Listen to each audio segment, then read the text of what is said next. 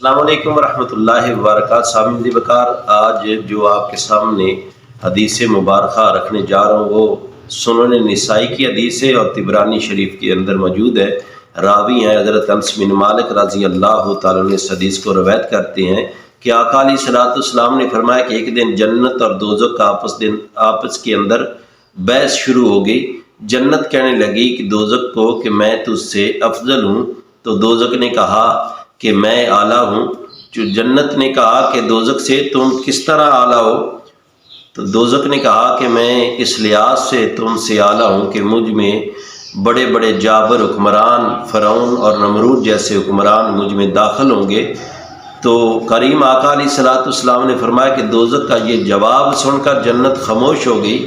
جب خاموش ہو گئی تو اللہ تبارک و تعالیٰ نے وہی جنت کی طرف بھیجی اور فرمایا تو خاموش کیوں ہوتی ہے؟ تجھے میں نے حسن اور حسین دے کر تیری خوبصورتی کو مزید بڑھا دیا۔ اور کریم آقا علیہ الصلوۃ والسلام نے فرمایا کہ جب اللہ تبارک و تعالیٰ نے یہ فرمایا کہ تیری خوبصورتی بڑھ جائے گی تو جنت اس طرح شرمانے لگی جس طرح پہلی رات کی دلہن شرماتی ہے۔